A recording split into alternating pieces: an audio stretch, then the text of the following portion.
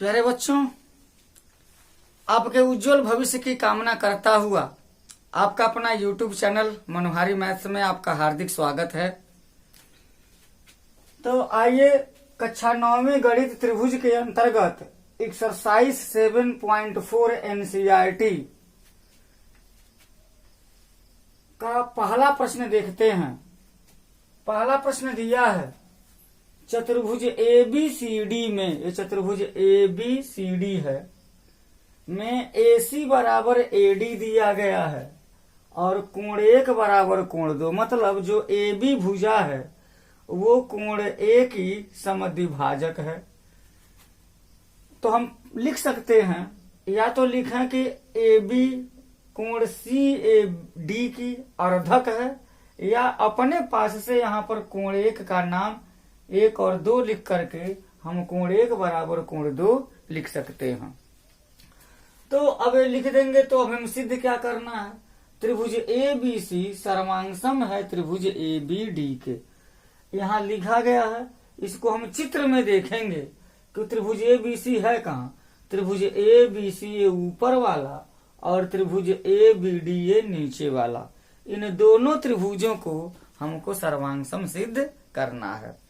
तो आइए देखते हैं कि कौन सा नियम लगेगा जिससे ये दोनों त्रिभुज सर्वांगसम हो जाएंगे।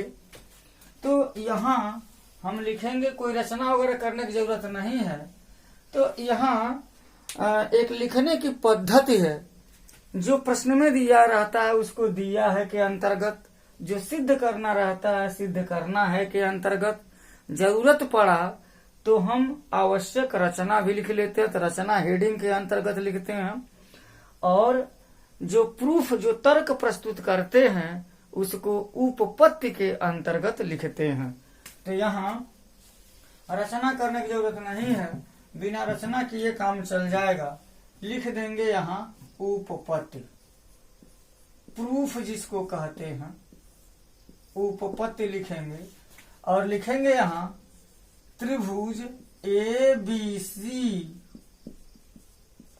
और त्रिभुज ABD में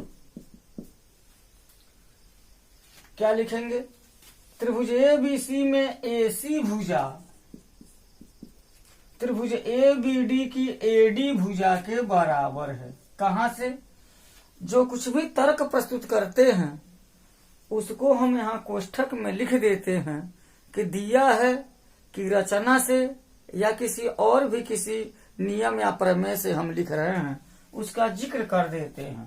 तो AC बराबर AD हम कहाँ से कह पा रहे हैं, यह दिया गया, प्रश्न में दिया है।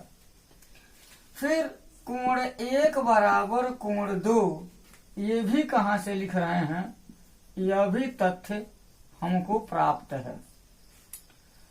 और क्या हम लिख सकते हैं, और AB बराबर AB, ये जो AB भुजा है वो त्रिभुज ABC का भी है और वही AB भुजा त्रिभुज ABD का भी है। अर्थात यह AB भुजा उभयनिष्ठ अथवा कॉमन है, इसको हम यहाँ उभयनिष्ठ लिख सकते हैं। अब देखिए 5 नियम हम पढ़े हैं। क्या पढ़े हैं? यस यस यस, यस ए यस, ए यस ए यस और आर यच यस, ये 5 नियम पढ़े हैं। इन 5 में से देखेंगे कौन सा नियम यहाँ लागू हो जा रहा है। तो देखिए इस त्रिभुज ABC में 2 भुजाएं बीच का कोण, त्रिभुज ABD में भी 2 भुजाएं बीच का कोण बराबर है। तो लिख सकते हैं, इसलिए त्रिभुज ABC सर्वांगसम हो जाएगा त्रिभुज ABD के। ये कहाँ से, इसका भी तर्क लिखेंगे तो यही हो जाएगा साइड एंगल साइड, यस ए यस से हो जाएगा। अब त्रिभुज सर्वांगसम हमारा हो गया, जो हमको सिद्ध करना था वो सिद्ध हो चुका है। आगे प्रश्न किया है कि BC और BD के विषय में आपका क्या ख्याल है। त्रिभुज ए बी सी सर्वांग हो गया त्रिभुज ए बी डी के, तो बी सी और बी डी के विषय में क्या ख्याल है। तो हम ये देख पा रहे हैं, हमें कह सकते हैं सर्वांग का मतलब त्रिभुज ए बी सी त्रिभुज ए बी डी के सर्वांग है। तो इसको अगर हम ऐसे पलट करके अगर हम रखें तो वे दोनों त्रिभुज एक दूसरे को पूरी तरीके से ढक लेंगे। यही सर्वांग समता को अगर दूसरी भाषा में कहा जाए, जब दो आकृतियां एक दूसरे को के ऊपर रखने से वे सभी अंगों को ढक लेती हैं तो वे दोनों त्रिभुज सर्वांग सम कहे जाते हैं। तो वही बात, जैसे ये हमारा पंजा है, हमारा पंजा अगर इसको हम ऐसे रखें तो एक दूसरे को पूरी तरीके से ढक ले रहे हैं, अर्थात ये क्या है, सर्वांग सम है। तो यहाँ जब सर्वांग सम है तो बीसी और बीडी भुजाएं क्या हो जाएंगी, बराबर हो जाएंगी। बीसी बराबर बीडी हो जाएंगी बराबर। ये कहाँ से, इसको हम लिख सकते हैं सीपीसीटी। सीपीसीटी क्या है, अब ये देखिए इसका फुल फॉर्म जानिए क्या है, corresponding parts of congruent triangle. क्या है, corresponding part of congruent triangle, मतलब सर्वांगसम त्रिभुज की जो संगत पार्ट है, संगत कोण भी हो सकता है, संगत भुजाएं भी हो सकती हैं। पार्ट में दो स्थितियां, या तो कोण बराबर हो सकते हैं या तो भुजाएं बराबर हो सकती हैं। तो यहाँ पर भुजाओं की संगत भुजाओं की बात की गई है। तो सीपीसीटी से जब त्रिभुज सर्वांगसम है तो बीसी बराबर बीडी हो जाएगा, यह भी हम कह सकते हैं। अगर एंगल की बात करें कोण सी और कोण डी के एंगल के विषय में, तो त्रिभुज जब सर्वांगसम है तो कोण सी बराबर कोण डी हो जाएगा। कोण सी बी ए और कोण डी बी ए के विषय में क्या ख्याल है, तो ये जब दोनों त्रिभुज सर्वांगसम हैं तो कोण सी बी ए बराबर कोण डी बी ए भी हो जाएगा। सर्वांगसम का मतलब ही है सभी अंग बराबर। दूसरा प्रश्न देखें, दिया है चतुर्भुज एबीसीडी में, चतुर्भुज एबीसीडी में एडी बराबर बीसी, एडी बराबर बीसी और कोण डीएबी बराबर डीएबी, ये बड़ा वाला कोण, कोण डीएबी बराबर कोण सीबीए, सीबीए इस बड़े वाले कोण के बराबर। तो सिद्ध करना है त्रिभुज एबीडी, त्रिभुज एबीडी यह त्रिभुज सर्वांगसम है त्रिभुज बीएसी के, इस त्रिभुज के सर्वांगसम है। और दो चीज, दूसरा बीडी बराबर एसी, ये बीडी, बीडी कहाँ है, ये बीडी बराबर एसी भी हमको, बीडी बराबर एसी भी सिद्ध करना है। साथ ही साथ कोण एबीडी, एबीडी यह पतला वाला कोण बराबर कोण बीएसी के, यानी कि यह कोण इस कोण के बराबर सिद्ध करना। तो उपपत्ति में आइए देखा जाए, उपपत्ति में क्या लिखेंगे, जब त्रिभुज एबीडी सर्वांगसम त्रिभुज बीएसी सिद्ध करना है तो उसी त्रिभुज में हम वर्क भी करेंगे। लिखेंगे त्रिभुज एबीडी और त्रिभुज बीएसी में क्या है, एडी बराबर बीसी। ये कहां से, एडी बराबर बीसी दिया है, लिख दिया। और उसके बाद से कोण डीएबी, ये लिखा है डीएबी, कोण डीएबी बराबर कोण सीबीए, कोण सीबीए ये भी दिया गया है।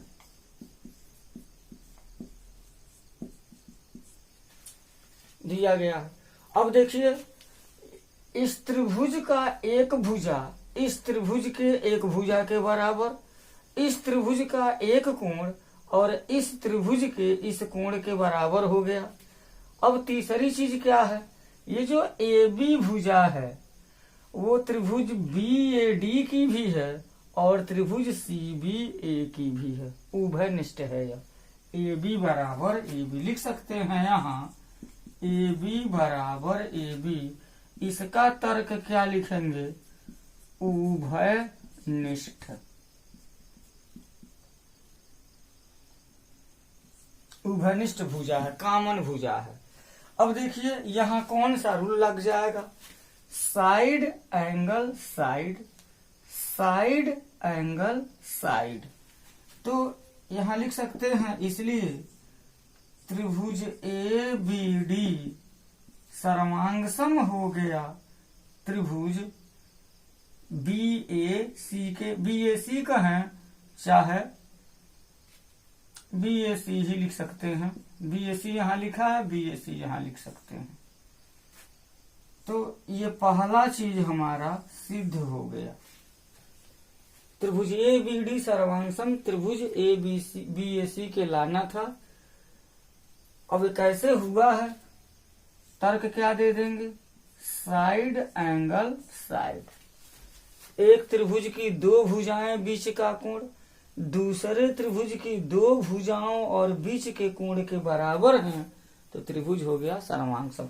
और जब त्रिभुज सर्वांगसम हो गया, देखें त्रिभुज बी ए डी सर्वांगसम है त्रिभुज ए बी सी के, इसलिए जो बी डी भुजा है वो ए सी के बराबर हो जाएगी, बी डी बराबर ए सी के बराबर हो जाएगी। ये दूसरा पार्ट सिद्ध हो गया। ये कहाँ से लिख सकते हैं, तो सीपी सी टी से लिख सकते हैं कि सर्वांगसम त्रिभुजों के संगत जो भुजाएं हैं वो आपस में बराबर होते हैं। यहाँ पर कोण भी पूछा है, कोण ए बी डी, यह वाला कोण, ये पतला वाला जो कोण है इसको पूछ बैठा है, कोण बी ए सी इसके बराबर कर दीजिए। तो देख पा रहे हैं यह त्रिभुज इस त्रिभुज के सर्वांगसम है, तो क्या हो जाएगा, इसलिए कोण ए बी डी बराबर हो जाएगा कोण बी ए सी के। ये कहाँ से हो जाएगा, क्योंकि त्रिभुज सर्वांगसम है तो यह भी सीपी सीटी से ही बराबर हो जाएगा। अब जो लाना था वो सिद्ध हो गया। यहाँ पर हम चाहें तो इति सिद्धम लिख सकते हैं। नेक्स्ट प्रश्न देखते हैं।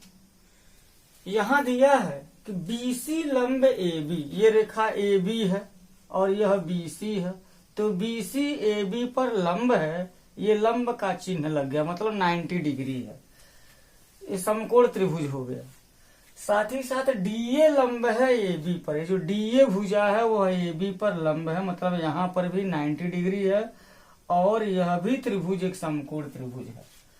और कहा है कि जो लंब खींचे गए हैं बीसी और डीए वे आपस में बराबर हैं, अर्थात ये बीसी और डीए आपस में बराबर हैं। तो हमको सिद्ध करना है कि जो डीसी भुजा है वो AB को समद्विभाजित करती है। जो डीसी भुजा है वो AB को दो बराबर भागों में बांटती है, मतलब BO बराबर AO लिख सकते हैं। तो प्यारे बच्चों, कभी ऐसा होता है कहता कुछ है और उसको लिखते हम कुछ हैं। प्रश्न में लिखा है सिद्ध कीजिए कि रेखा CD रेखा AB को समद्विभाजित करती है। हमने क्या लिखा, लिखा यहाँ BO बराबर AO। जब CD AB को समद्विभाजित करेगी तो AB दो बराबर हिस्सों में बंट जाएगा और वे हिस्से होंगे BO और AO। तो सिद्ध करना BO बराबर AO। अब यहाँ पर हम कैसे सिद्ध करेंगे इसे, तो देखिए यहाँ दो समकोण त्रिभुज बन रहे हैं, एक त्रिभुज CBO और एक त्रिभुज DAO। ये दो समकोण त्रिभुज बन रहे हैं। इन दोनों त्रिभुजों को अगर हम सर्वांगसम कर दें तो यह भुजा इस भुजा के बराबर हो जाएगी। होता अक्सर यह है, अगर दो त्रिभुजों की भुजाओं को बराबर सिद्ध करने के लिए कहता है तब भी हम त्रिभुज को सर्वांगसम कर देते हैं, और दो त्रिभुजों के कोणों को अगर बराबर सिद्ध करना रहता है तब भी हम दोनों त्रिभुजों को सर्वांगसम सिद्ध कर देते हैं। ये लगभग आम बात है। तो यहाँ सर्वांगसम तो सिद्ध करना हो गया, हमको पता चल गया। अब किस नियम से सर्वांगसम सिद्ध होगा? यस यस यस लगेगा कि यस ए यस लगेगा कि ए यस ए लगेगा कि ए यस लगेगा कि आर एच एस लगेगा। अब देखिए, चूंकि ये समकोण त्रिभुज है, समकोण त्रिभुज का हिसाब होता है R H S, right angle hypotenuse side. तो यहाँ पर समकोण त्रिभुज का साइड तो साइड के बराबर है, आर मतलब समकोण राइट एंगल के बराबर है। लेकिन हमको इस समकोण त्रिभुज का यह जो सीओ कर्ण है, हाइपोटेन्यूस है, ये भी कर्ण है, ये बराबर है कि नहीं ये हमको नहीं मालूम है। तो जो चीज नहीं मालूम है, जो चीज दिया है में नहीं दिया है में नहीं लिखा है, प्रश्न में नहीं डायरेक्ट दिया गया है, तो हम उसका प्रयोग नहीं करेंगे। अगर उसका प्रयोग कर देंगे तो उसका तर्क हम नहीं दे पाएंगे। अगर मान लीजिए हमने लिखा कि सीओ बराबर डीओ, तो यहाँ पर तर्क देने में हम क्या लिखेंगे? प्रश्न में तो दिया ही नहीं है, और ऐसा कोई नियम भी नहीं है जिससे वो बराबर हो जाए। तो जो चीज नहीं मालूम है उसका तर्क हम कतई नहीं देंगे। अगर तर्क देंगे तो वो गलत हो जाएगा, उपपत्ति ही गलत हो जाएगी, नंबर नहीं मिलेगा हमें।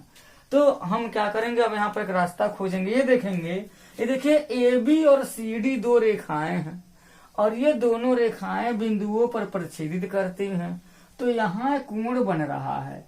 ये जो कोण 1 है इसको हम कोण 1 और कोण 2 लिख दे रहे हैं सुविधा के लिए। तो ये दोनों कोण शीर्षाभिमुख कोण कहलाते हैं, वर्टिकली अपोजिट एंगल कहलाते हैं, और वर्टिकली अपोजिट एंगल आपस में बराबर होते हैं। इसका प्रयोग हम कर सकते हैं। तो लिखेंगे त्रिभुज CBO और त्रिभुज DAO में, इस त्रिभुज में और इस त्रिभुज में जो जो हमको पता है उसको हम लिख लेते हैं। तो सबसे पहले तो हम ये लिख लेंगे कोण 1 बराबर कोण 2। ये कहां से? शीर्षाभिमुख कोण, शीर्षाभिमुख कोण, ये लिख लेंगे। उसके बाद से लिखेंगे कोण CBO बराबर कोण DAO। ये कहां से लिखेंगे? लिखेंगे प्रत्येक 90 अंश। 90 अंश कैसे यहाँ लिखा है? BC लंब, ये लंब का चिन्ह है। ऐसे लिख करके यहाँ पर ऐसे लिख देंगे तो ये लंब हो जाता है, उल्टा T बना देंगे तो लंब का चिन्ह हो गया। पढ़ेंगे BC is perpendicular to AB and DA is perpendicular to AB। तो यहाँ जब परपेंडिकुलर है तो 90 डिग्री प्रत्येक 90 अंश लिख देंगे यहाँ। अब उसके बाद से क्या आ जाएगा? BC बराबर DA। ये कहां से? जो लंब खींचे हैं वो दोनों लंब आपस में बराबर हैं। यहाँ पर लिख देंगे दिया है, प्रश्न में दिया है। अब इसलिए अब क्या हो जाएगा? त्रिभुज CBO सर्वांगसम हो जाएगा त्रिभुज DAO के। कारण क्या लिखेंगे यहाँ? कोण कोण भुजा, कोण कोण भुजा। एक भुजा पर के तो दोनों कोण नहीं है, ये भुजा पर का एक कोण है, भुजा पर का एक कोण है, लेकिन एक अन्यत्र कोण अगर बराबर है तो ये अभी कोण। अब ये चौथा नियम जो हम बताए थे उसी नियम से इसको हम हल कर सकते हैं। लिखेंगे AAS से त्रिभुज हो गया यह सर्वांगसम। जब त्रिभुज सर्वांगसम हो गया तो क्या हो जाएगा? ये त्रिभुज सर्वांगसम हो गया तो क्या हो जाएगा? सभी अंग बराबर होंगे इसके। BC DA के बराबर तो दिया ही है, DO CO के बराबर हो जाएगा, और BO AO के भी बराबर हो जाएगा। इसलिए BO बराबर AO हो जाएगा। BA बराबर AO कैसे? CPCT। ये CPCT बार बार न लिखा तब भी कोई दिक्कत नहीं है, क्योंकि जब त्रिभुज सर्वांगसम है तो उसके सभी अंग बराबर हो जाएंगे। हम इस कोण को इस कोण के बराबर लिख सकते हैं, इस कोण को इसके बराबर लिख सकते हैं, इस कोण को इसके बराबर लिख सकते हैं। ये भुजा इस भुजा के बराबर, ये भुजा इस भुजा के बराबर, ये भुजा इस भुजा के बराबर हो जाएगा। तो BO बराबर AO हो जाएगा। और जब BO बराबर AO हो जाएगा, जो प्रश्न में लिखा है क्या लिख देंगे? इसलिए CO AB को समद्विभाजित करता है,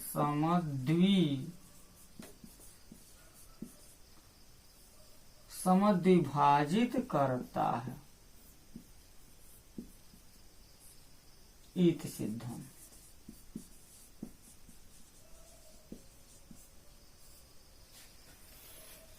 तो डियर स्टूडेंट्स, इस वीडियो में इतना ही। इसको देखिए, कोशिश ये रहा इस प्रश्न में, इस चैप्टर में अभी 3 प्रश्न बताए गए हैं। कोशिश यही रहा है कि हम प्रश्न को पढ़ करके कैसे लिखेंगे, क्या दिया है, क्या ज्ञात करना है, और उसको ज्ञात करने के लिए, सिद्ध करने के लिए किन किन तर्कों को प्रस्तुत करेंगे और किस तरह से उन तर्कों को लिखेंगे, ये क्रमबद्ध तरीके से लिखने के लिए चर्चा किया गया। मुझे उम्मीद है, पूरी उम्मीद है कि आपको ये तीनों प्रश्न समझ में आए होंगे। बहुत सारे बच्चों को प्रमेय याद होते हैं, नियम याद होते हैं, लेकिन वो तर्क संगत उसको लिख नहीं पाते। दिया है से लेकर के सिद्धम तक उनका क्रम गड़बड़ हो जाता है और वे सोच नहीं पाते कि शुरुआत कहाँ से करें। तो इस तरह के यही सब तरीके हैं इसको लिखने के। आप वीडियो को ध्यान से देखिए, समझिए और अपने मन से भी आने वाले प्रश्नों को हल करने की कोशिश कीजिए। आपने वीडियो को देखा, आपका दिन शुभ हो। बहुत बहुत धन्यवाद। जय हिंद।